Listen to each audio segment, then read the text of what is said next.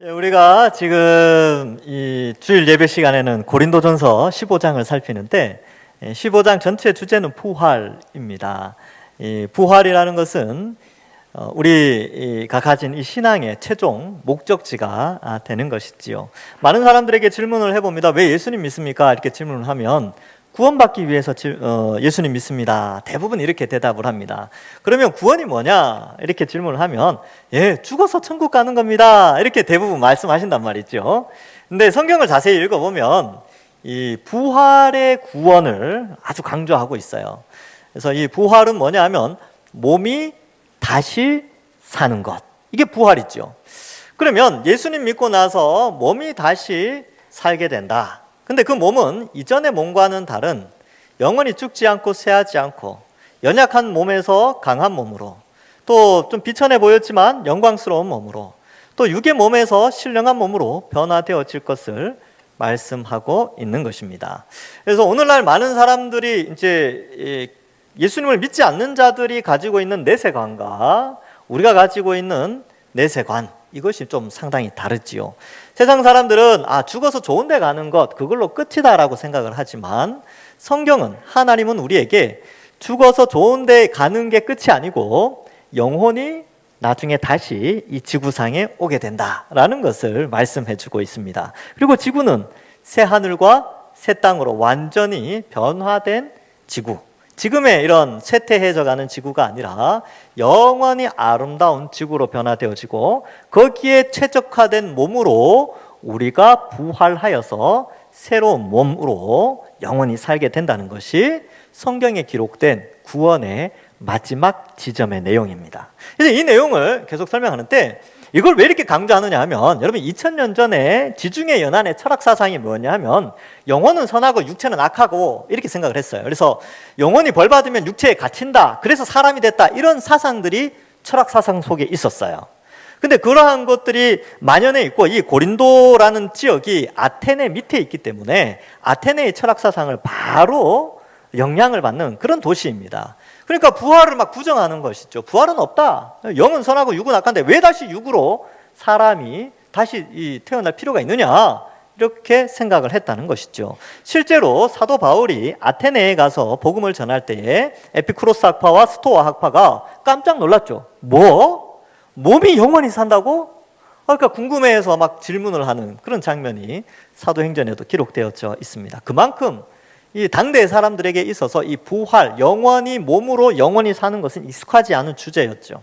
오늘날도 마찬가지입니다. 오늘날 대부분의 사람들도 예수님 믿는 것을 단순히 예수님 믿고 죽어서 천당 간다, 이 개념이 있는데 사실은 그렇지 않죠.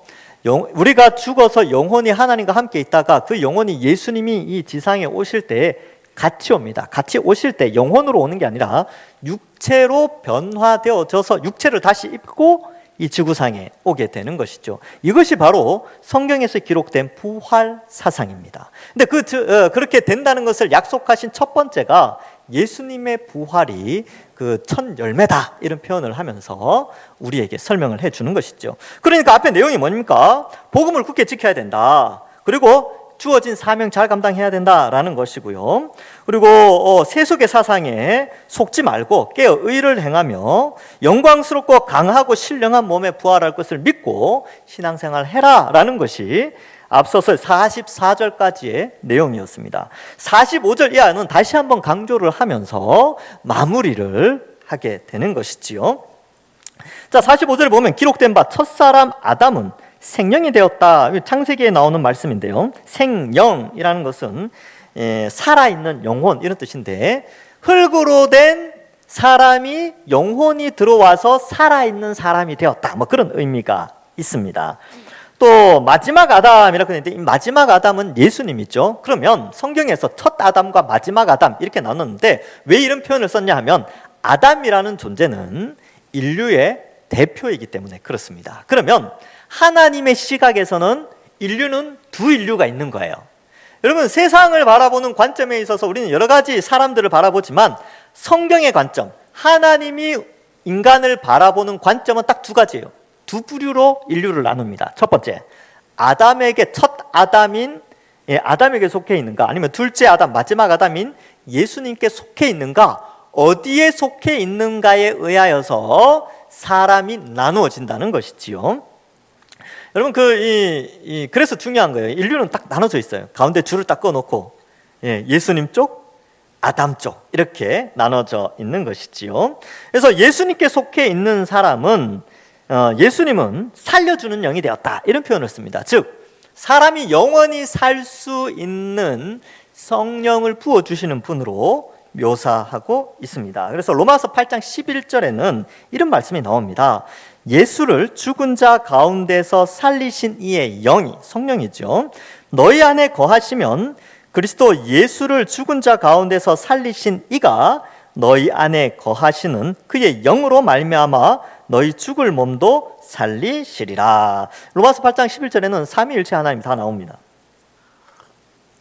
그래서 여기에 보면 예수를 죽은 자 가운데서 살리시니 성부 하나님께서 너희 안에 거하시는 그의 영, 성령으로 말미암아 너희 죽을 몸도 다시 살리리라 이렇게 표현하고 있죠.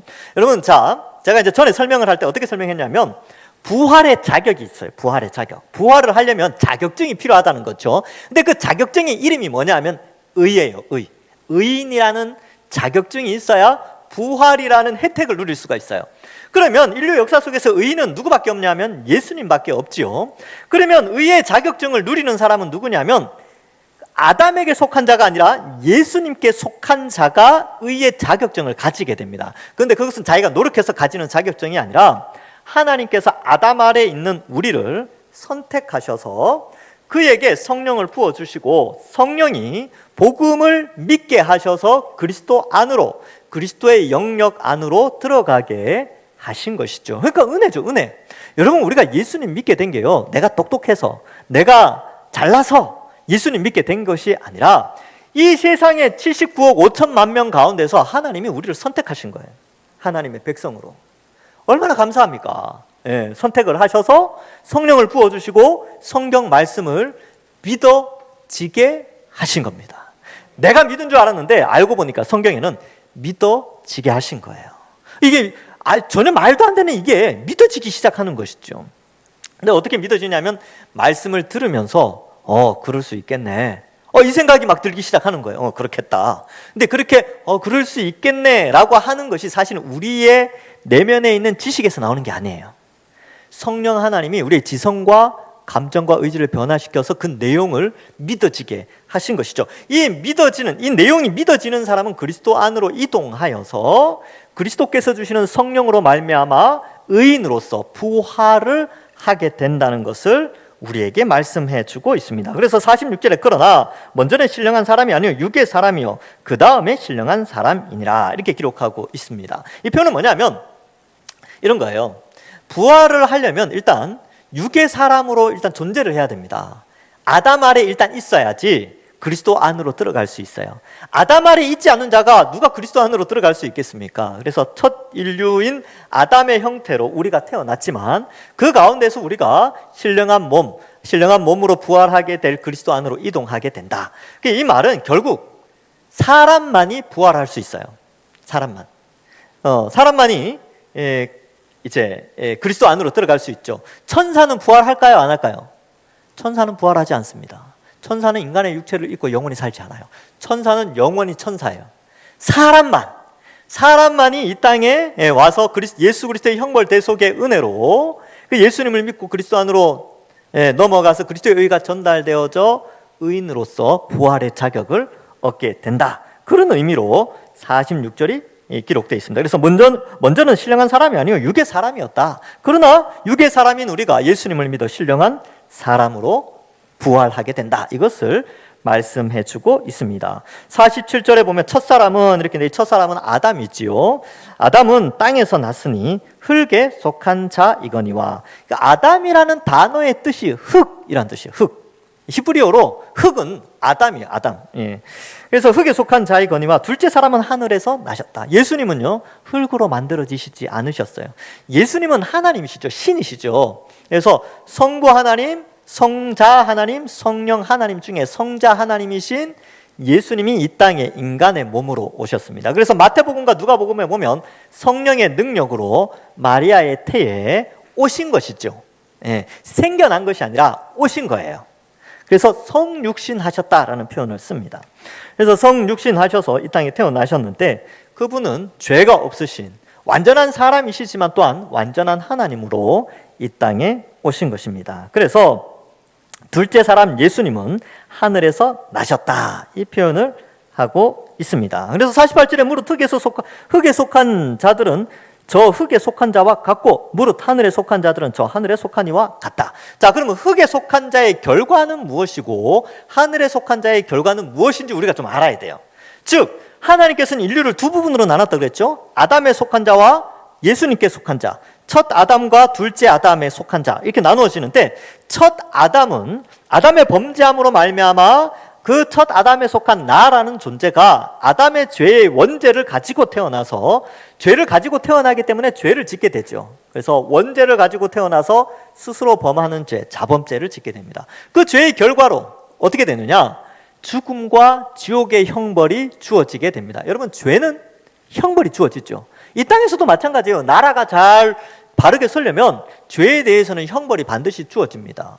저도 형벌 받은 적이 있어요. 주차 위반. 그것도 형벌이에요. 형벌로 벌금 얼마. 벌금 내는 게 형벌이거든요. 그런데 누군가가 그 형벌을 대신해 주면 어떻습니까? 형벌에서 면제받죠. 제가 옛날에 과속, 대학교 때 면허증 금방 따가지고 누나 차 몰고 가다가 과속. 제가 몇 번 이야기했죠. 근데 그 돈을 낼 능력이 없었어요. 누나가 대신 내줬죠. 형벌 대속. 그래서 누나가 형벌을 대신 치루어 주니까 어때요? 저는 더 이상 형벌을 치를 이유가 없죠. 마찬가지로 우리가 하나님께 범죄하여서 그 형벌로 지옥의 고통과 육체의 죽음을, 그 형벌을 받아야 되는데 예수님께서 2000년 전에 우리를 대신해서 형벌을 대신 받으셨어요. 그래서 십자가에서 지옥의 고통을 다 받으시고 십자가에서 우리를 대신하여 죽어주셨다. 이것을 성경이 기록하고 있습니다. 이 사실을 믿는 자는 형벌에서 면제되어진다는 거예요. 이게 하나님의 뜻이래요. 이거 너무 쉬운 방법 아닙니까? 너무 은혜의 방법 아닙니까? 그러니까 그 예수님을 믿고 우리가 구원함을 받고 죄사함을 받는 것이죠. 그래서 이렇게 아담에 속한 자는 지옥의 형벌로, 육체의 죽음과 지옥의 형벌로 가지만 예수 그리스도를 믿고 예수 그리스도 안에 속한 자는 어떠한 결과가 오느냐 하면 영생을 누리게 됩니다. 영생이라는 것은 육체의 영생이에요. 그래서 지금은 죽죠. 지금은 죽지만 예수님이 다시 오시면 육체가 영원히 사는 몸으로 부활하게 됩니다. 이게 영생이에요. 그래서 우리는 이미 영생을 얻었지만 아직은 완성되지는 않았어요. 예. 자, 두 번째로는 지옥의 고통이 아니라 천국의 복락을 누리게 됩니다. 천국의 복락을 누려요. 그래서 이 혜택을 누리게 되는데 우리가 그리스도에게 속해 있으면 이것을 누리게 되는 것입니다. 그래서 예수님 믿는 거 아닙니까? 예수님 다시 오시면 영생을 하게 되고요, 천국의 복락을 누리게 되는 것입니다.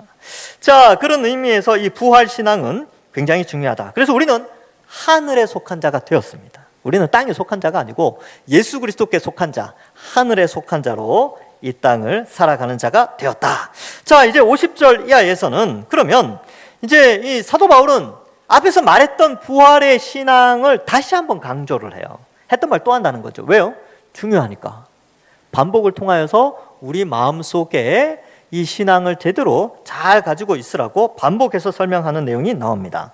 형제들아, 자 50절에 보면 형제들아 내가 이것을 말하노니 이렇게 표현하죠. 혈과 육은 하나님 나라를 이어받을 수 없고 또한 썩는 것은 썩지 않은 것을 유업으로 받지 못하느니라. 그러니까 현재의 몸은 영원한 하나님 나라에 최적화되지 못한 몸이라는 거예요. 썩는 거니까. 여러분 지금 노화가 일어나잖아요. 그죠? 노화는 왜 일어나요? 썩어간다는 뜻입니다. 예. 우리는 안 늙을 줄 알았는데 시간 지나니까 늙어가요. 노화가 일어나죠. 썩어가는 것인데 요 기간이 한 100년 정도 됩니다. 보통 사람의 수명이 한 100년까지 가니까요, 요즘은. 그런데 하늘에 속한 자는 썩지 않을 몸으로, 영생하는 몸으로 우리에게 허락하신다는 거죠. 왜요? 왜냐하면 하나님 나라는 영생하는 몸만이 그 안에서 살 수 있기 때문에 그렇습니다. 그래서 하나님께서 지금의 이런 썩는 몸이 아닌 썩지 않고 쇠하지 않고 영원히 살 수 있는 강한 몸으로, 영광스러운 몸으로 우리를 변화시켜 주신다라고 말씀하고 있는 것입니다. 그래서 51절, 52절 다시 한번 강조하는데, 보라, 내가 너희에게 비밀을 말한다, 이렇게 표현하고 있어요. 비밀이라는 것은 소수의 사람들에게는 다 아는 이야기지만 믿음이 없는, 성령이 없는 사람들은 이 비밀을 알 수가 없어요. 그래서 우리는 그렇지 이렇게 받아들이는데, 예수님을 믿지 않고 성령 하나님이 그 마음을 변화시켜주지 않은 사람들은 에이, 말도 안 돼, 이렇게 생각한다는 거예요. 그런데 이 비밀이 뭐냐 하면, 우리가 다 잠잘 것이 아니요, 여기 잠잔다라는 표현은 약간 문학적인 표현인데, 다 죽어서 끝난다, 이런 표현인 거예요. 그러니까 죽음으로 끝나는 것이 아니다, 이런 거예요. 마지막 나팔의 순식간의 호련이 다 변화된다, 이것을 말씀합니다. 근데 여기 나팔이라는 표현이 나왔죠. 이 왜 나팔이 등장하느냐 하면, 여러분 2000년 전에 그 로마를 배경으로 한 영화를 본 적이 있습니까? 거기에 보면 황제가 지나가기 전에 제일 앞에 이 나팔수들이 있어요. 그래서 나팔을 아주 이렇게 멋지게 불면 그 길거리에 있는 사람들이 황제가 지나가나 보다 하고 길거리에서 엎드리든지 뭐 꽃가루를 뿌리든지 막 환영을 한단 말이죠. 그래서 왕이 등장하기 전에 나팔이 먼저 울렸어요. 마찬가지로 만왕의 왕이신 예수님이 이 지구상에 다시 오시기 바로 직전에 천사들이 나팔을 불게 됩니다. 왜요? 예수님이신 왕이 이 땅에 오시니까. 그래서 이 나팔 소리가 들리게 되는데, 마태복음 24장 31절에도 동일하게 예수님께서 이렇게 말씀합니다. 그가 큰 나팔 소리와 함께 천사들을 보내리니 그들이 그의 택하신 자들을 하늘 이 끝에서 저 끝까지 사방에서 모으리라. 예수님 다시 오실 때 하나님의 백성들을 모으신다는 겁니다. 이런 의미에서 이 나팔 소리는 왕을 맞이하는 소리다, 이렇게 될 수 있고, 순식간에 호련이 다 변화된다, 이 표현은 예수님 믿는 사람과 믿지 않는 사람들 가운데에서 예수님 믿는 사람들은 영원히 살 수 있는 영광스러운 몸으로 부활을 하게 된다라는 것을 말씀하고 있습니다. 그래서 그러면 두 가지로 생각해 볼 수 있죠. 예수님 믿다가 죽으신 분들, 영혼으로 지금 하나님과 있어요. 그분들과 예수님이 이 땅에 다시 오실 때 땅에서 살아있는 사람들이 있을 거 아닙니까?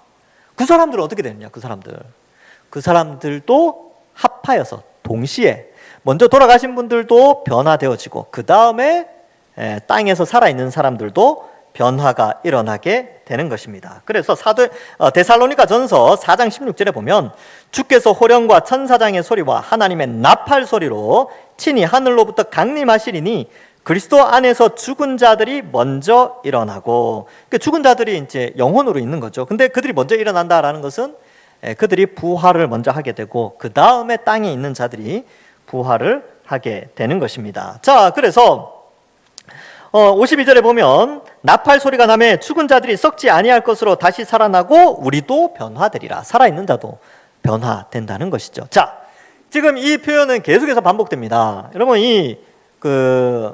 예수님이 다시 오시면 부활을 하게 되는데 단계가 있죠. 첫 번째 부활은 예수님이 하셨죠. 두 번째로는 먼저 죽은 믿음의 선배들이 부활합니다.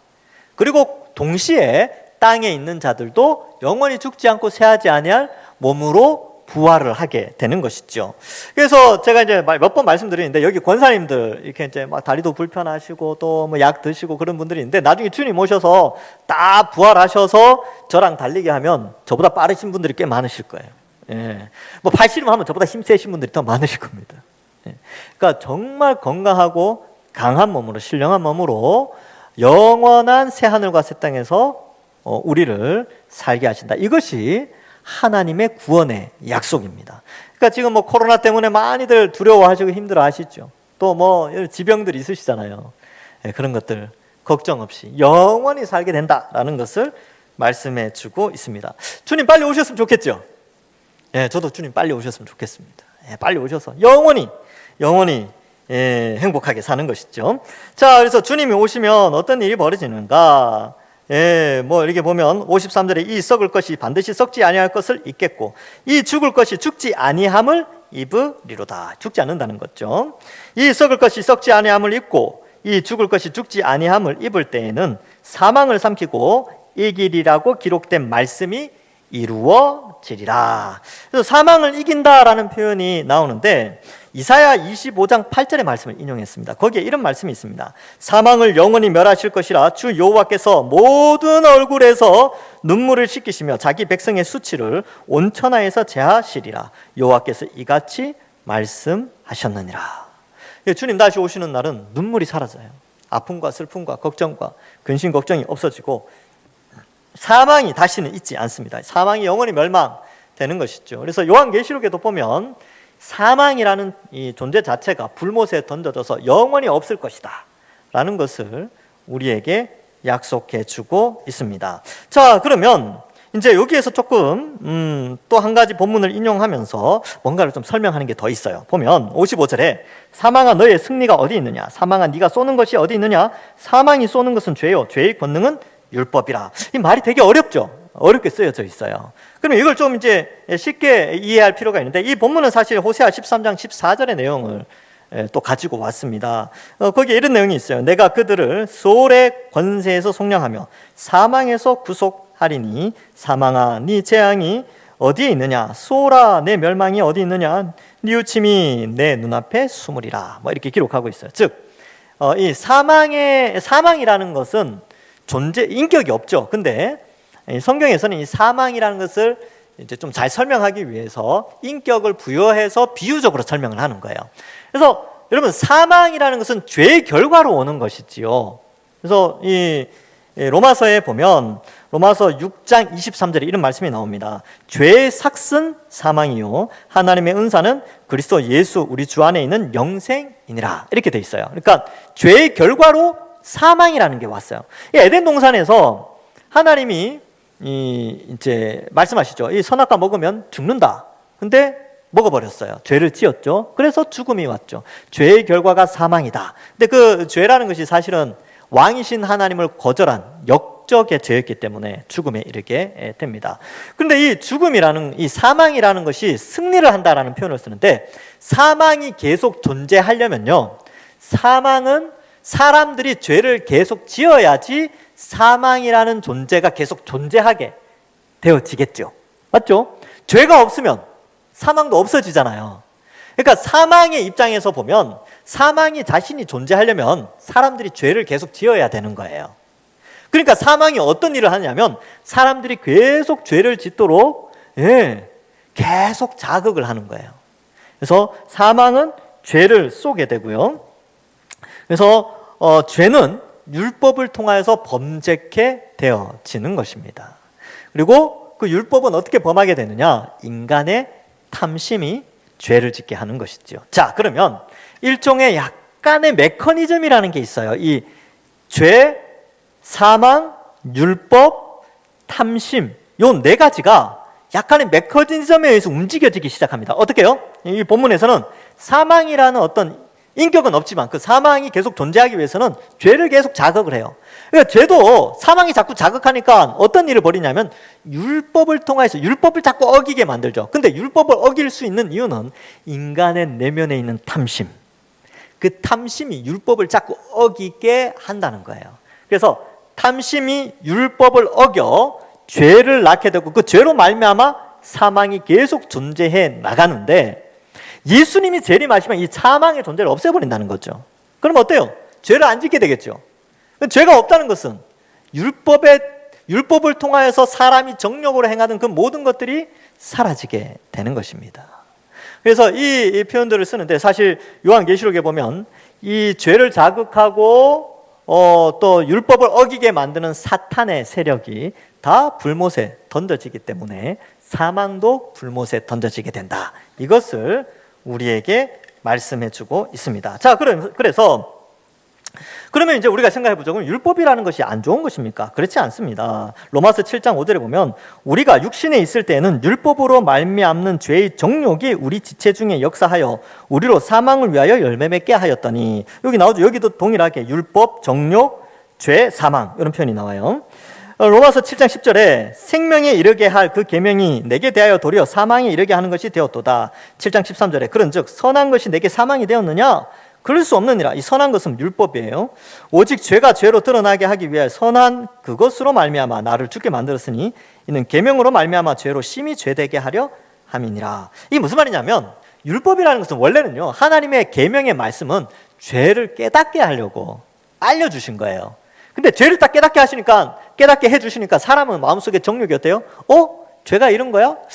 왠지 더 죄를 지어도 되겠는데? 이게 탐심이 있다는 거예요, 탐심이. 탐심이 율법을 통해서 자극을 받아서 죄를 오히려 더 짓게 되는, 하나님을 더 거부하게 되는 그 탐심으로 가게 되니까 죄를 지는다, 이런 표현을 쓰고 있습니다. 그래서 로마서 8장 4절에는 육신을 쫓지 않고 그 영을 쫓아 행하는 우리에게 율법의 요구를 이루어지게 하려 하심이라. 그래서 앞서서 말씀드렸죠. 예수님을 믿으면 어떤 일이 벌어진다고요? 예수님을 믿는 우리에게 성령이 주어지죠. 성령이 우리 속에서 육신의 소욕을 쫓지 않고 성령을 쫓아서 행하게 하여 율법의 요구를 이루게 한다. 성령이 하나님 뜻대로 살게 한다는 거예요. 그래서 예수님 믿고 나서는 우리가 죄를 마음껏 짓는 자가 아니라 하나님의 말씀에 비추어서 성령의 도우심으로 죄를 안 지으려고 노력하는 자들로 새롭게 변화되어졌다라는 것입니다. 그러면 율법을 이루는 건 뭐냐? 율법을 이루는 것. 율법을 이루는 것은 하나님 사랑, 이웃 사랑 아닙니까? 그죠? 그래서 로마서 13장 8절에 피차 사랑의 빛 외에는 아무에게든지 아무 빛도 지지 말라. 남을 사랑하는 자는 율법을 다 이루었느니라, 이렇게 기록하고 있습니다. 그래서 우리 탐심 속에는 남과 자꾸 비교하고 남을 미워하고 시기와 질투하는 것이 있어요. 그런데 성령이 우리 속에 오셔서 성경을 통하여서 우리에게 어떤 마음을 주시냐면 남을 이해하고 배려하고 남을 사랑하고 이웃을 막 이렇게 사랑하고 하나님 사랑하고 이러한 마음을 주시면서 율법의 근본적인 하나님의 의미를 다 실천하도록 인도해 주신다, 이것을 말씀하고 있습니다. 자, 그래서 57절에 보면 우리 주 예수 그리스도로 말미암아 우리에게 승리를 주시는 하나님께 감사하노라. 그러면 우리가 가지는 승리는 뭐냐면요, 사망과 싸워서 승리하는 거예요. 죄와 싸워서 승리하는 것이죠. 어떻게 해요? 예수 그리스도로 말미암아. 도대체 예수님이 어떤 일을 하셨길래 예수님이 우리의 죄의 형벌을 대신하여 십자가에 달려 죽으심으로 말미암아 우리가 구원을 얻게 되었고, 그 구원을 얻도록 하나님이 우리를 택하여 성령을 부어주셔서 그 성령의 능력으로 말미암아 율법을 이룰 수 있도록, 하나님 사랑, 이웃 사랑을 온전히 실천할 수 있도록 하나님이 성령을 통하여 우리를 인도하셨기 때문에 예수 그리스도로 말미암은 승리를 인하여 사망으로부터 승리한 우리가 하나님께 감사를 하게 된다는 거예요. 즉 이 말은 뭐냐면 사망, 영원한 죽음, 지옥 형벌에 빠지는 것이 아니라 예수님 때문에 영생하고 천국 복락을 해주신 것 때문에 우리가 감사하게 된다. 사망과 싸워 이겼다. 그것 때문에 감사하게 되는 것이죠. 그러니까 영생할 수 있는 부활의 영생을 누리게 된 것 때문에 감사하게 되는 것입니다. 그래서 여러분, 많은 사람들이 하나님께 감사하는 이유들이 많이 있겠죠. 그러나 근본적으로 우리는 우리를 구원해 주신 그 은혜에 감사해야 합니다. 여러분, 앞으로 어쩌면 감사할 일이 많이 없을 수도 있어요. 왜냐면 코로나가 이렇게 심한데, 또 경기는 막 침체된다 그러죠. 또 나라는 이렇게 어렵다 그러죠. 감사할 일이 별로 없을 것 같아요. 근데 그럴 때마다 나 같은 죄인 택하여 주셔서 예수님 믿고 성령의 능력으로 살아갈 수 있도록 해주신 것, 이것만으로도 우리는 늘 감사할 수 있는 것입니다. 그래서 이러한 의미로 우리가 57절을 또 볼 수 있고, 자, 이제 58절은 결론입니다. 58절 결론.